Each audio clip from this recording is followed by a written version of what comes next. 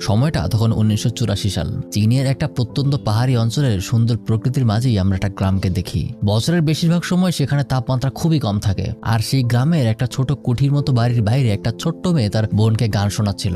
ভিতরে তাদের মা লিনা তাদের জন্য রান্না করছিল। তবে বলতে গেলে ঘরে খাবারের মতো কিছুই নেই। আর গত অনেকগুলো বছর ধরেই এই দরিদ্র হালেই তাদেরকে চলতে হচ্ছে, কারণ লিনার হাজবেন্ড একটা অকর্মা। বছর 2 আগে একটা মারামারি তার হাত একদম অচল হয়ে পড়ে। এখানে লিনা আজ কোথা থেকে যেন সামান্য খাবার জোগাড় করে বাচ্চাদের জন্য রান্না করছিল। তখনই লিনার হাজবেন্ড লাহং তার সাথে ঘনিষ্ঠ হবার মন করে, কিন্তু লিনা তাতে মোটেও রাজি না।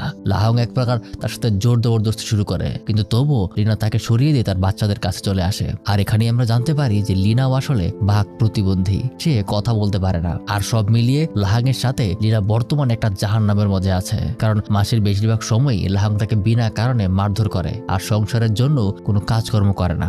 ঘরের ছোট মেয়েটাও টাকা পয়সার অভাবে কখনো স্কুলে যেতে পারেনি, তাই পরিবারের কেউই আসলে লাহংকে পছন্দ করে না। সেদিন তেমন কোনো খাবার না থাকায় লিনার ছোট্ট মেয়ে লাহংকে এক বাটি পাহাড়ি ফল এনে দেয়। তার বাবা তাকে জিজ্ঞাসা করলে সে বলে সে নাকি পাহাড়ের নিচে একটা ঢালু জায়গা থেকে এগুলো এনেছে। তাই লাহং আরো কিছু ফল জোগাড় করতে সেদিকে বেরিয়ে পড়ে। আর তার কিছুক্ষণ পরেই জঙ্গলে একটা ভয়ানক বিস্ফোরণের শব্দ শোনা যায়, সাথে একটা মানুষের চিৎকারের আওয়াজও ভেসে আসে। সাথে সাথেই তখনই হান নামের একটা ছেলে সেদিকে দৌড়ে ছুটে যায় আর গিয়ে দেখে লাহং সেখানে আহত হয়ে পড়ে আছে আর তার হাঁটুর নিচ থেকে একটা পা আলাদা হয়ে গেছে। তারপর সমস্ত গ্রামবাসী খবর পেয়ে সেখানে দৌড়ে ছুটে যায় আর লাহংকে ওই অবস্থায় সেখান থেকে উঠিয়ে নিয়ে আসে। দেখে বোঝা যায় যে সে হয়তো আর বাঁচবে না।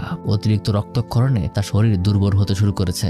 এখান থেকে সবচেয়ে কাছের হাসপাতালে যেতে হলেও মাইলের পর মাইল পথ হাঁটতে হবে, আর আজকে রাতে সেদিকে রওনা দেওয়া কোনোভাবেই সম্ভব না। এই লাহংয়ের এই অবস্থা দেখে তার ওয়াইফ লিনা একদম পাথরের মতো হয়ে যায়। তার মুখে শুধু ভয়ের চাপ, কি থেকে কি হয়ে গেল সে কিছুই বুঝে উঠতে পারলো না। আর এই অবস্থাতেই লিনা যখন তার মেয়েকে নিয়ে পিছিয়ে যায় তখন লাহংয়ের খুব খারাপ লাগে, তার মাথা গরম হয়ে যায় আর দুজনকে উল্টাপাল্টা গালিগালাজও করতে শুরু করে। সেখানে ওই ছেলেটাও আছে যে তাকে এই অবস্থায় সবার প্রথমে খুঁজে পেয়েছিল, তার নাম হান। যেখানে আজকের এই দুর্ঘটনায় হানের বাবা সবার সামনে তার ছেলের উপর খেপে যায়। এই সবকিছুই নাকি তার জন্যই হয়েছে। আসলে হান তেমন কোনো কাজকর্ম করে না। পাশের পাহাড়ে তার একটা গার্লফ্রেন্ড আছে, সে তাকে কোনো এক কারসাজি করে বিভিন্ন নষ্ট মাইন জোগাড় করে দিত। আর হান সেই মাইনগুলোকে ঠিক করে পাহাড়ের কিছু নির্দিষ্ট জায়গায় জঙ্গলি পশু শিকার করতে পুঁতে রাখতো।